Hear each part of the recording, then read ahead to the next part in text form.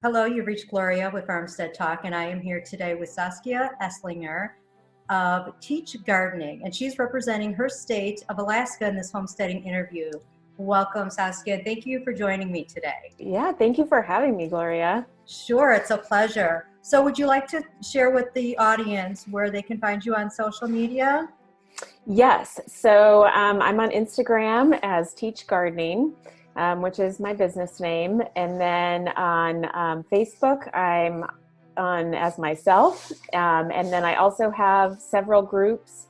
I have a group called The Garden Revolution and a group called Teach Gardening for teachers of gardening. And then I also have a group called Radical Homesteading, Radical Homemaking, which is very fun. Okay, very good. Yeah. So let's go ahead and get started. So tell me a little bit about yourself, your family, and where you're currently living. Who's living out there with you? Okay. Well, let's see. I am born in Anchorage, Alaska, and I'm now living in Homer, which is about 200 miles south of Anchorage, at the very end of the road. And I live with my two boys, Grayson, who's 8, and Rylan, who is 6. Okay, very good. And what about, tell us a little bit about your community there. What's the feel of that, and what's the population over there? Yeah, so Homer is a little seaside community. It is an artsy fishing village, just a wonderful place to live, and just amazing people here. It is officially it's about 5,000 people, but the greater Homer area is more like closer to 10. It has a very kind of rural feel to it. There's a lot of homesteaders that lived out here and still do. Many of the old homestead families are still around. And I live just 5 miles outside of town, and there's a big hayfield in front of my house. And so there are very many places in Alaska actually that are kind of agricultural, and this is one of them. Okay. Yeah. Is there any industry there that's prevalent? Well, definitely fishing and tourism. It's a huge tourism area. And there is some oil and gas development, especially north of here. So I would say tourism and fishing are the main ones. Okay. Mm-hmm. And so what does your actual lot look like, where your home is? Tell us a little bit about it. So we're actually just renting right now, and we live in an old log house that was built in the 50s, but it's probably got about a third to a half of an acre with it, and a nice big fenced garden, which is really important here because we have lots of big moose around that like to eat cabbages. And I picked it because it had a fenced-in garden, and it actually has a beautiful view as well, which doesn't hurt at all. Very nice. It sounds very quaint. Yeah. So while you're out there living in Homer, share a little bit about the work that you do, about your classes that you're teaching. Yeah. So I teach gardening classes, and I've been doing this for about 10 years. It started up in Anchorage, and I have this huge passion to help people live lighter on the earth. And I really believe that by growing our own food, that we can become a part of the solution instead of a part of the problem. And it's not that everybody has to grow all of their own food, but that once we start becoming participants in producing our own food, then we become more aware of where our food comes from. And we start to question the food that's at the grocery store. And it has so many ramifications for becoming more in tune with the seasons and living lighter on the earth. So that's my mission, is to teach people how to grow their own food and more of it. So like I said, I've been doing this for about 10 years, and I started out just by teaching kind of one-off permaculture workshops here and there. And what I found was that people were really missing the foundational of like how to grow their own food. It seems like for many people, their grandparents knew how to grow food, but their parents didn't, and they never were taught that skill. And this is what I hear over and over again in my classes. I want to learn how to grow food like my grandparents did. So, so now I teach a whole course, and in my in-person classes go over an entire growing season. So they go from the very early spring when you start starting your own seeds inside, to how to build a garden out of nothing, and then to how to preserve your food for the winter time and put your garden to bed in the fall. And then just this past year, I expanded that to teaching an online course where we can actually go into much more depth because it's year round, and we can learn more about soils, garden design, and things like that really make such a big difference in our ability to grow gardens. Well, number one, I want to say what a great mission you have, and for number two, for sure, it definitely is a lost skill that we've lost with growing our own food and knowing where our food is coming from. So congratulations on that. I think you're doing some great work out there. Thank you. Tell me a little bit about your growing zone, and how long is actually your growing time out there in the where you're at? Yeah, it's so here in Homer, because we're a maritime climate, our winters are milder and our summers are milder than more interior parts of Alaska. So we're actually in zone 6 here, but our growing season is only from like mid-May till mid-September. So it's a pretty short season, and it's it's not very warm generally in the summertime. You know, we get temperatures usually around the 60s during the day. So it's pretty, it's a little challenging in that it can be very windy as well during the summertime. But there are advantages too, because we're so far north in latitude. Our summers we get very long days, and the plants grow really rapidly in 19 hours of sunlight a day. Yes, I would imagine they do. And looking at your Instagram page, you have some beautiful pictures of food crops that you've grown, and it just looks like you have grown an abundance of food. So yes, it's working out for you. Absolutely. So tell me what kind of gardening methods you use. What's the soil like out there? Yeah, the soil is actually quite rich. Alaska, that's another benefit of Alaska, is that we have these rich soils full of minerals. But let's see, I use permaculture gardening methods because I'm trained in permaculture, and I'm teaching permaculture as well. So I do mostly sheet mulching to get garden beds established, and it works wonders.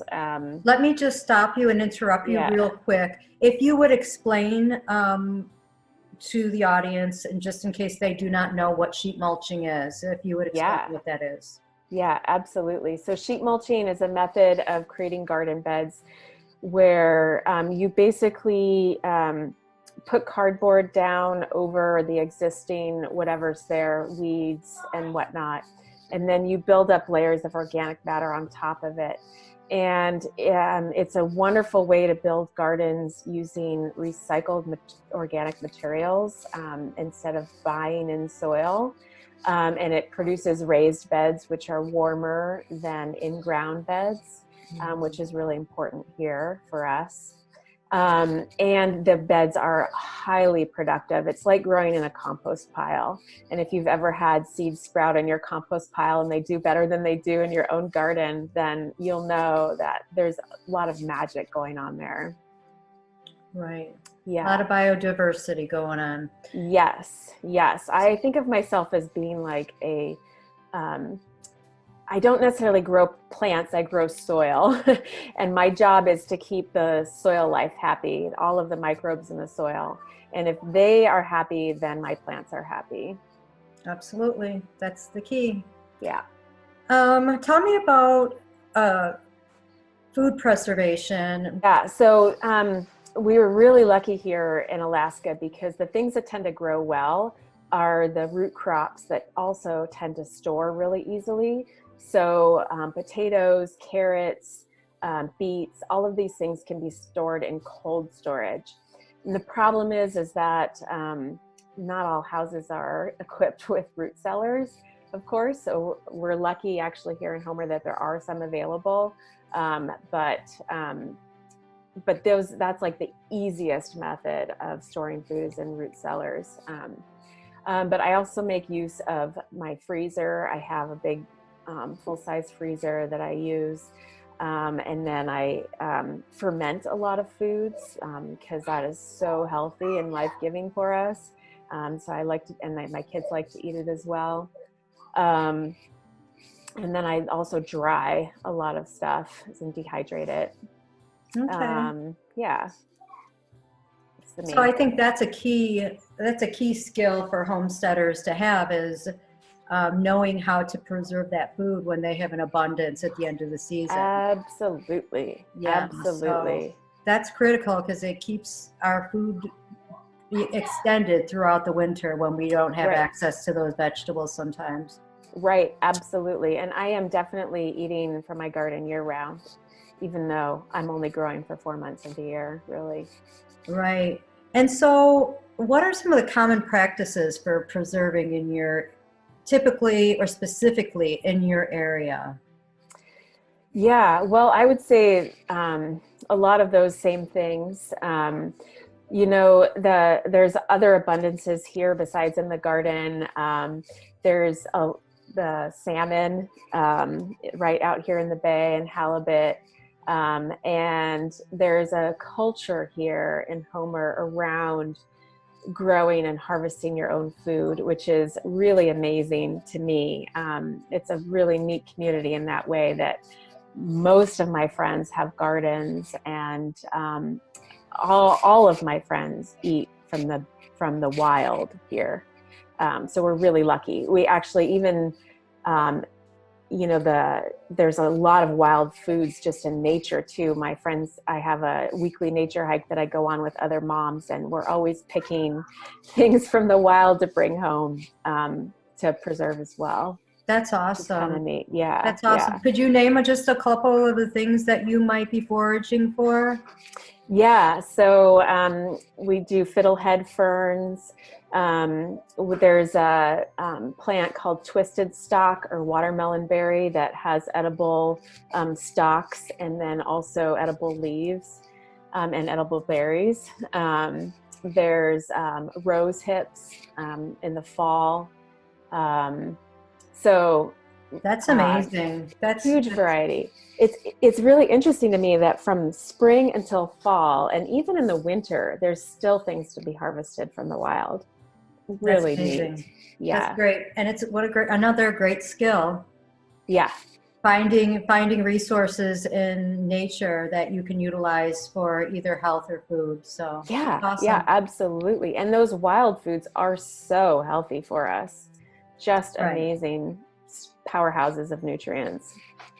Tell me a little bit about the fishing culture. You mentioned the salmon and the halibut and the fishing. Tell me about that culture there. Yeah. So we're really lucky here in Homer, just across the bay. If you have to have a boat to get there, but there is, for locals, we can go dip netting, which is when we take big nets and we put them in the stream, and the salmon just swim right into the nets.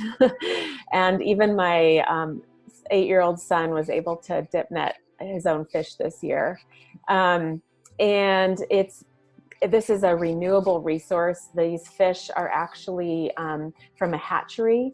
And so there's a lake up there, and they release the fish in the lake, and the fish come down this big waterfall, and they go into the ocean for the commercial fishermen. And whatever the commercial fishermen don't catch is what comes back up the stream, but they can't get back up the waterfall to go to the to spawn. And so these fish are just available for the residents to put in our freezers. So we're able to put 6 fish per person per day. We're able to take those, but we only take as many as we can use over the winter time. And then we turn it into salmon, smoked salmon. We just freeze it whole. And then we also make salmon sausage out of it, and salmon jerky. So trying to find different ways to utilize the salmon. And it's such a wonderful protein source for us.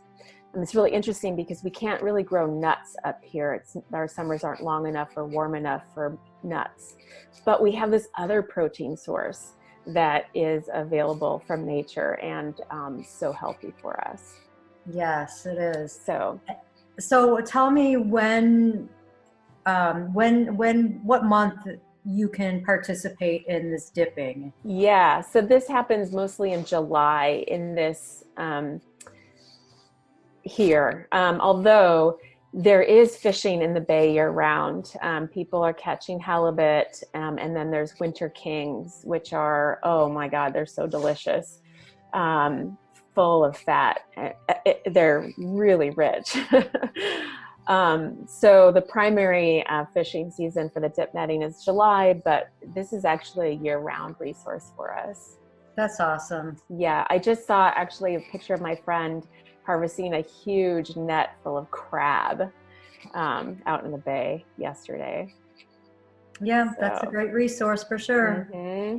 So speaking of looking at pictures, I seen a picture on your Instagram again of you butchering pork.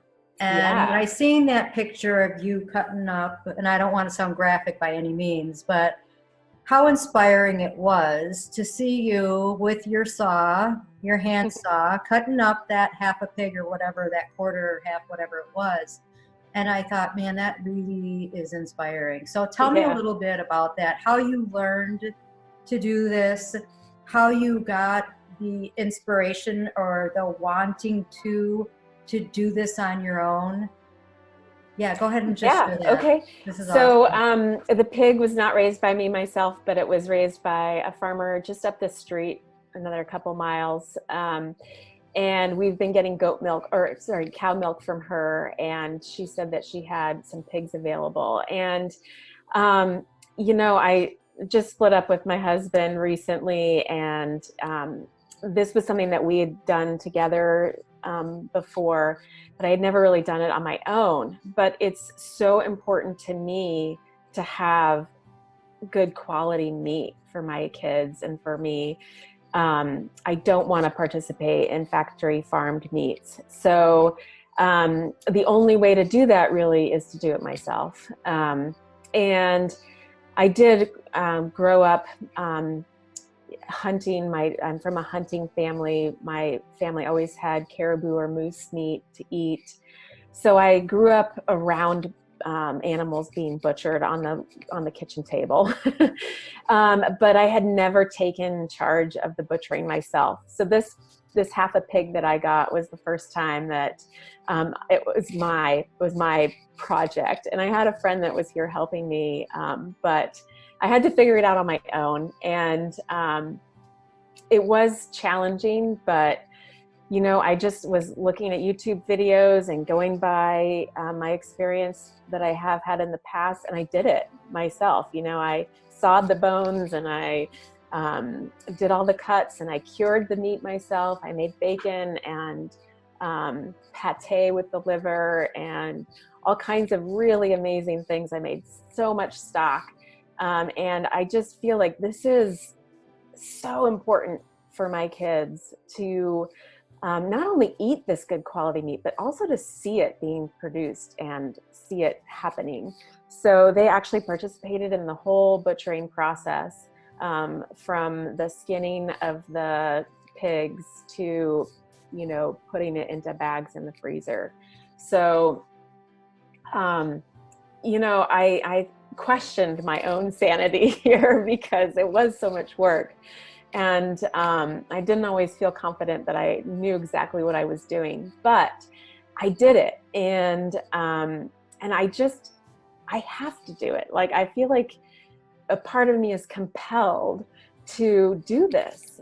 And because I'm just living my values, this is what is important to me, and why I homeschool my kids, because it's important for them to learn this stuff. Absolutely.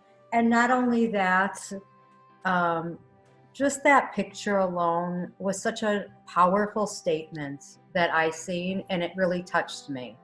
And I think that so many women need to educate themselves and to learn and take that authority to know that even if they don't have a partner or whatever, they can do this. Absolutely. You know, it may be hard and it may be scary, but I think women need to encourage and empower each other. So absolutely. Kudos to you on that. Great job.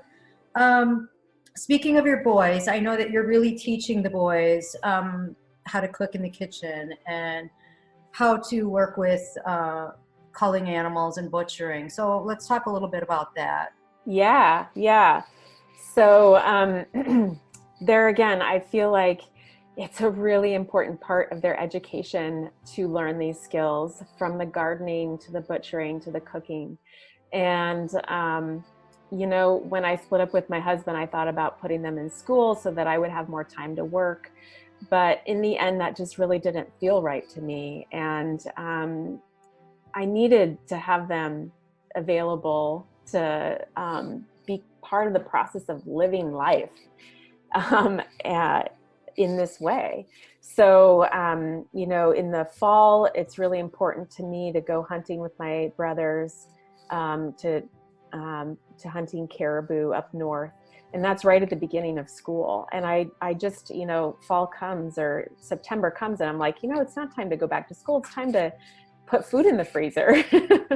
So my way of doing that is to just involve them in everything that goes on in the house, and all the cooking. And they're learning so much just from learning how to cook. They're learning math skills, they're learning reading skills, and they're learning a really valuable life skill that I didn't learn myself until I went to college and had to teach myself. So Important. It's so important. It's so important. And for them, learning how to grow their own food, I think is just essential.